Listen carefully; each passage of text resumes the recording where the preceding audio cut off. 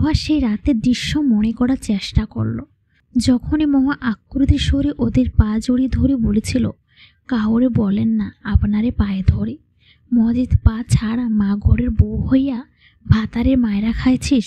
কথাটা বলে মহুয়াকে লাথি মেরে সরিয়ে দিল। মহুয়া মাটিতে পড়ে রইল। মজিদ ফিসফিস করে নত্যজানের সাথে কি যেন বলল।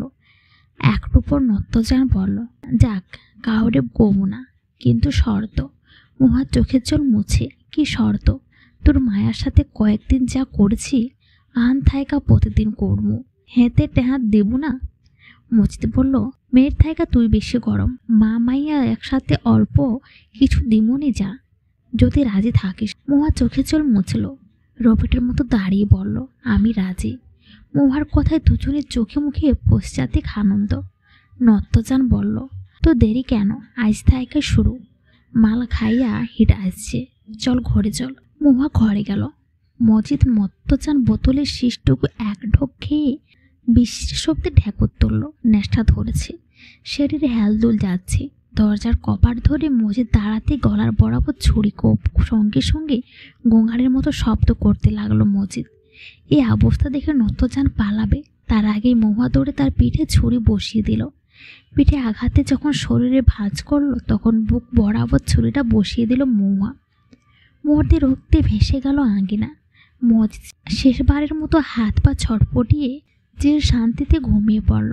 সমীরকে যেভাবে টেনে নিয়ে খাদ্য দিয়েছিল, ওদের দুজনকে সেভাবে মাটি কাদা করে বস্তার উপর রেখে টেনে নিয়ে গেল, ফেললো খাদে।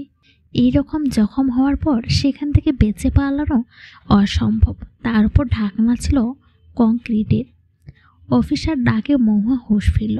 ম্যাডাম কি ভাবছেন? মহুয়ার শুকনো ঠোক গিলে, না না কিছু নেই, আপনি ধরা পড়ে গেলেন। মহুয়া চুপ করে রইল। অফিসার বলল, জানতে চান না কিভাবে বুঝলাম ওরা খাদে? কিভাবে? আমি জানি না, আপনিই জানিয়ে দিলেন। সন্দেহ করছিলাম ওরা দুজনেই ওখান থেকে নিখোঁজ হয়েছে। আর আশেপাশের বাড়ির খবর নিয়ে জানলাম সমীরের সাথে আপনার সম্পর্কটা কয়েক মাস থেকে ভালো যাচ্ছে না। রোজ গভীর রাতে ওরা আপনার কান্নার শব্দ পায়। দুজন নিখোঁজ, তার উপর আপনি মিথ্যা বললেন, সন্দেহ প্রবল হলো। তারপর ভাবলাম যদি খুন আপনি করেন তাহলে বেশি দূর লাশটি নিয়ে যাওয়া শক্তি নেই আপনার কাছে, কোথাও লুকানো আছে। টয়লেট হাউসের খাদটা লুকাতে পারেন, একটা অনুমান করেছিলাম। আপনাকে বোঝালাম অনুমান সঠিক। কথাগুলো এক নিঃশ্বাসে বলে তিনি কিছুক্ষণ চুপ করে রইলেন। মহুয়ার চোখে আঁচল টেনে কাঁদছে। অফিসার দুজন সহকর্মীকে বলল, কর্পোরেশন থেকে লোক আনুন।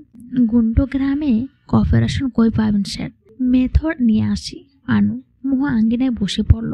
অফিসার ফোন করে কি যেন বলল। অন্তঃপর মহুয়াকে, আপনার নিকটস্থ আত্মীয় আছে, আপনাকে থানায় যেতে হবে। আত্মীয় ঠিকানা দিন, তাদের কাছে রেখে আসার ব্যবস্থা করব। মহুয়া ভাইকে কল দিল। দুইবার রিং হয়ে কল ধরে। ইন্টারেস্টিং একটা বই পড়ছিলাম, এতদিন পর কল দিলে টুকু কেমন আছে? মহুয়া অস্ত্রসিদ্ধ কণ্ঠে, দাদা টুকুকে তোমার কাছে পাঠাচ্ছি, একটু দেখিয়ে রাখো। কথাটা বলে কল কাটল। বাইরে পুলিশের গাড়ি। মহুয়া গাড়িতে বসলো। গ্রামের লোকজনে ভর্তি চারপাশ। শোরগোল পড়ে গেল মহুয়া খুন করেছে। গ্রামের লোক এমন উৎসাহ নিয়ে দেখছে যেন খুন করা একটা উৎসব। সবাই মাতামাতি সেই উৎসবকে কেন্দ্র করে। থানায় স্বীকারোক্তি নেওয়া হয়েছে। মহুয়ার সামনে দুজন আইনি লোক একজন আরেকজনকে বলে উঠল, how could she do that? ওনাকে দেখে কে বলবে এত ভয়ঙ্কর একটা কাজ করতে পারে? লুক ইট হার আই, হরিণী চোখ। একজন বলল, হরিণী না, বাঘিনী চোখ। তিনটা মানুষ টপকে দিয়েছে। মহুয়া নির্লিপ্ত স্বরে, ওরা মানুষ ছিল না। এই পর্যায়ে ডিউটিরত অফিসার এলো, হাতে চায়ের কাপ, সাথে আর একজন চা এনে টেবিলে রাখলো। অফিসার চা খান। মহুয়া চায়ে চুমুক দিল। তার সহজ ভঙ্গি, অফিসার প্রথম থেকে শুরু করুন। এই পর্যন্ত আমরা তদন্ত করে এসেছি, কাজে আমাদের অবজারভেশন পাওয়ার সম্পর্কে ধারণা পেয়েছেন নিশ্চয়। আপনি সত্যি মিথ্যা যাই বলবেন, আমরা তদন্ত করে সত্যিটা বের করব। মিথ্যা বলে হয়রানি করাবেন না, সত্যি বলবেন। আমি জানি ওরা খারাপ মানুষ, যত সম্ভব শাস্তি কমানোর চেষ্টা করব। মহুয়া চা শেষ করলো, বলতে শুরু করলো, 6টা ঘুমের ওষুধ মেশানো ছিল গ্লাসে। আরও প্রথম থেকে। মাসখানেক থেকে আপনাদের মধ্যে কিসের ঝামেলা চলছিল? মেয়েকে নিয়ে, পাড়ার মাতাল লোকদের নিয়ে মেয়ের শহরের ব্যবসা। মহুয়ার চোখের চোল মুছল। তার শরীর কাঁপছে। অফিসার চোখ মুখ শক্ত করে, কেসটার জন্য আমার সব জানা প্রয়োজন। মা হয়ে বিষয়টা বলা খুবই অপ্রীতিকর, বুঝতে পারছি, তবু ওরা আপনার মেয়ের সাথে রাত কাটাতো? মহুয়া চুপচাপ কাঁদছে। অফিসার, ওরা টুকুর সাথে শারীরিক সম্পর্কে লিপ্ত হতো? যা সত্যি তাই বলুন। মহুয়া বলল, না। তার মানে সেক্সুয়াল হয়রানি করেনি? তাহলে খুনের সিদ্ধান্ত নিলেন কেন? মহুয়া এখনো চুপ করে রইল।